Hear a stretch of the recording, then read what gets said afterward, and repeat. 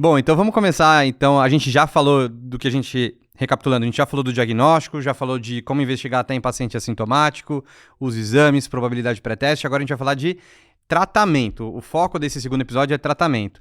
E, obviamente, que o pilar fundamental de todo o tratamento na cardiologia é mudança do estilo de vida. Então, a mudança do estilo de vida, a MEV, para o tratamento da DAC, tem sentido? Como que a gente vai orientar? O que a diretriz coloca de pontos-chave, né? Então, MEV é para todo mundo, né, Lapa? E aí a gente tem coisas que a gente já abordou até mesmo naquele outro episódio do Essential Weight, que a gente acaba falando de fatores de risco. Então, eu vou citar alguns, depois eu vou deixar para você também, mas assim, algumas coisas que ele coloca. Então, qualidade do sono, que é uma coisa que entrou no Essential Weight, que era diferente, né? Não era contemplada. Então, a qualidade do sono, porque diversas doenças estão associadas, né? Por exemplo, a apneia do sono, aumenta risco cardiovascular, aumenta risco de FA, piora o controle pressórico. Então, não só a apneia do sono, mas a insônia e a qualidade do sono também é uma coisa que ele coloca nessa diretriz. Coisa que é interessante também, ele põe da atividade sexual, que muitas vezes também, né, é visto como um tabu para esses pacientes com doença coronariana. É, inclusive, até um paradoxo, né? Porque as medicações, né, como por exemplo o tadalafila, sildenafila, foram até inicialmente investigadas para tratamento de pacientes com coronariopatia, né? E acabou que eles ficam com medo até de utilizar. Um medo esse que é relevante por conta da associação com nitrato, que pode ser bem deletéria para esses pacientes. Mas, falando de atividade sexual, como que a gente orienta? Porque ele fala, nossa, mas assim, eu tô com uma qualidade de vida ruim, não tô tendo atividade sexual, paciente ou a paciente, e posso fazer atividade sexual, ficam receosos, né? Acabou de infartar ou descobriu que tem uma doença coronariana. E como que a gente vai orientar?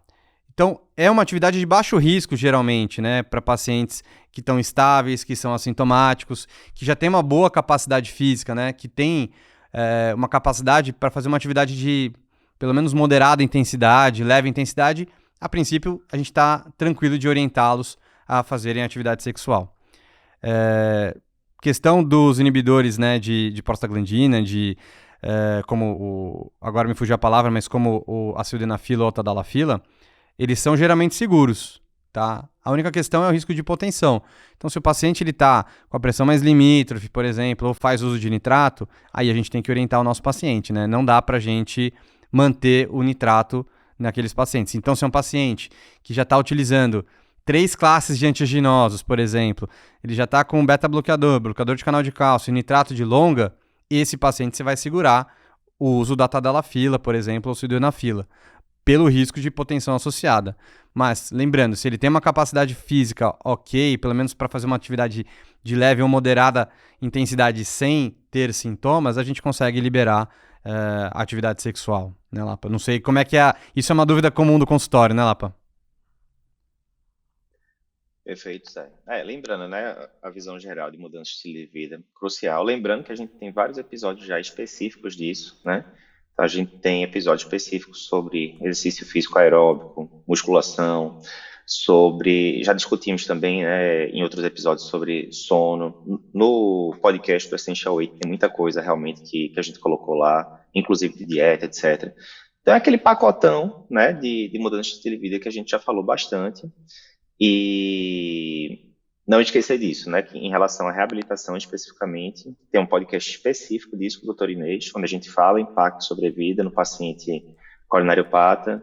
No podcast específico de musculação também a gente fala, ambos têm evidências de diminuir mortalidade no paciente coronariopata crônico. Em relação à atividade sexual, veja, é um tipo de atividade física, certo? E quando a gente vai lá para o podcast de reabilitação, de musculação, a gente fala que tem pouquíssimas contraindicações absolutas a esse tipo de atividade. Veja, o paciente pode andar na esteira, via de regra, se ele pode fazer atividade de musculação, que inclusive tem um risco cardiovascular, né, durante a atividade bem menor do que a atividade aeróbica e tal. Se o paciente consegue, na maioria das vezes, coronariopata, fazer essas atividades, ele consegue também fazer atividade sexual, né? Tem um guideline antigo da American Heart que fala, olha, o paciente consegue acima de 4, 5 metros de atividade física, né, que é subir um lance de escada, basicamente, 2 lances de escada, ele consegue fazer atividade sexual sem maiores problemas, né? Então, contraindicações absolutas seriam aquelas contraindicações absolutas a exercício físico de forma geral. O paciente está com a lesão de tronco 95%, esperando revascularização daqui a 3, 4 dias. Pô, dá uma segurada aí, ou o paciente agudizou, tá em fase aguda de infarto, de angina instável, dá uma segurada também, e assim por diante. Mas a enorme maioria dos pacientes consegue sim fazer, e é um tema que é importante o médico abordar, porque muitas vezes o paciente está envergonhado, às vezes é a esposa que vem, né, a acompanhante que vem abordar esse assunto, então, ponto importante.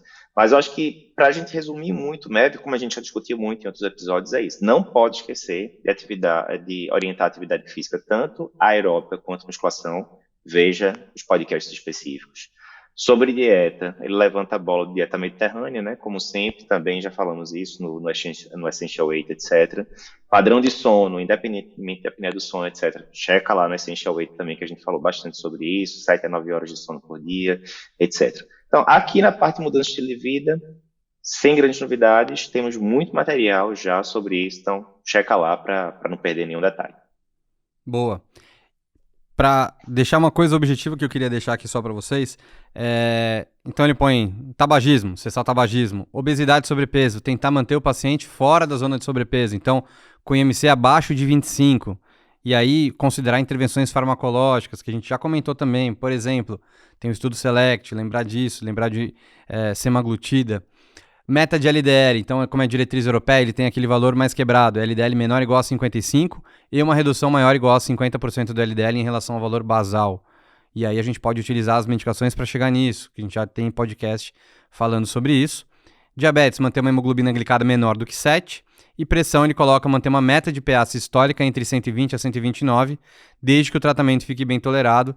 Tinha aquela questão, né, de não baixar demais também a diastólica abaixo de 70 pela perfusão coronariana, que era uma coisa que a gente sempre comenta, né? Limitar o consumo de álcool e a atividade física que o Lapa comentou. Esse é o feijão com arroz, né, Lapa? Acho que dependendo somente isso, acho que já tá bom pra gente citar do que vale a pena. Eu acho só 2 pontos pode aí, falar. Zé, já que você citou essa tabela, né, que é legal. Isso é uma coisa boa do ESC, como ele libera as diretrizes todas juntas ali no Congresso Europeu. Evita de ficar tendo incongruência entre as diretrizes. Então, quando você vai para a diretriz de FA, meta de pressão, via de regra, entre 100 e 129 de sistólica. Quando você vai para a doença arterial periférica, mesma coisa. Você vai para a coronariopatia, mesma coisa. Porque todas elas saíram juntas, né? E a gente está comentando aqui ao longo dos podcasts, primeiro ponto.